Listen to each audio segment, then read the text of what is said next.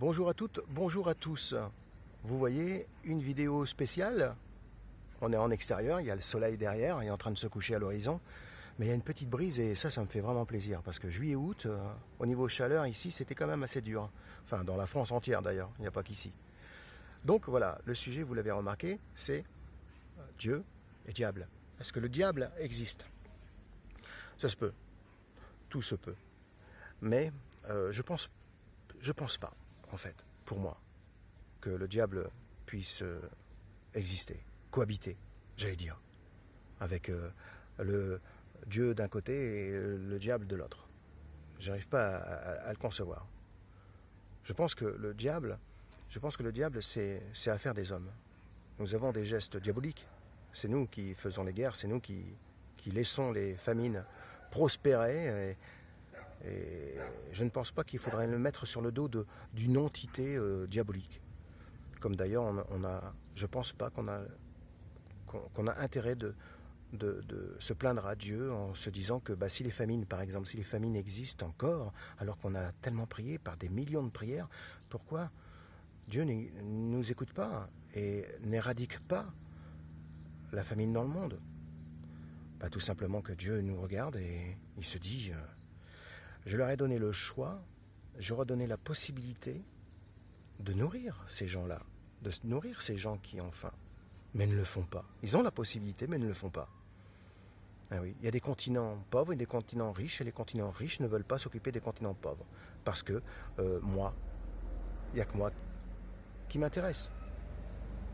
Donc, est-ce que le diable existe? Il serait facile de commettre quelque chose de mal et de se dire, après coup, c'est pas de ma faute, j'ai été habité par le diable. Oui. Ou c'est comme, par exemple, ce que je viens de vous dire, au niveau de la famine dans le monde, on pourrait dire, pourquoi Dieu s'en occupe pas? Pourquoi nous ne nous en occupons pas? Alors qu'on a les possibilités. Cette possibilité est facile, mais on ne le fait pas. Vous savez que dans un pays, si tout le monde est riche,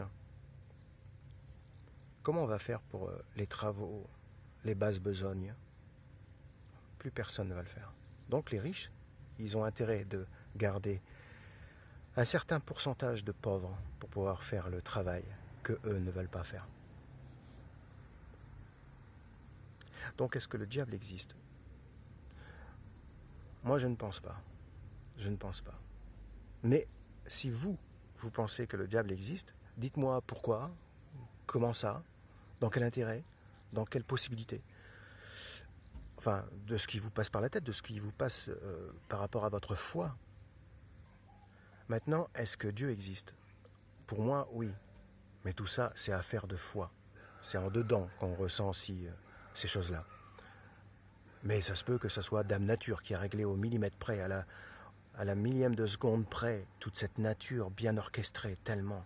C'est un chef d'orchestre tellement fabuleux. Donc, Dame Nature est très très très forte, elle n'a pas beaucoup de failles. Hein. C'est quand même assez incroyable. Moi, je pense que le maître absolu, le maître, j'aime pas dire maître, pour parler de Dieu, je dirais cette énergie puissante d'amour. Et au-delà de l'intelligence, au-delà de l'empathie absolue. Mais s'il est empathique absolu, pourquoi il ne nous aide pas?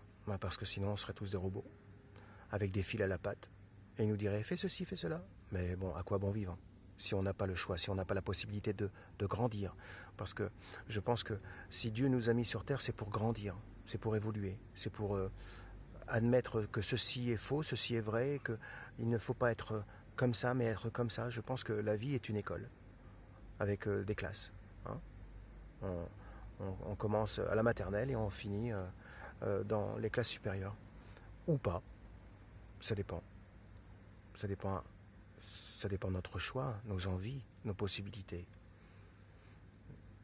Donc, bon, en tout cas, pour Dieu, pour moi, il existe. Maintenant, pour le diable, pour vous, à votre avis, c'est à vous de voir, c'est à vous de me dire ce que vous pensez, hein, chacun sa croyance. C'est ça qui est important dans la discussion. Je vous attends en bas, dans les commentaires. Et pour l'heure, je vous dis bonne soirée, bonne nuit ou bonjour.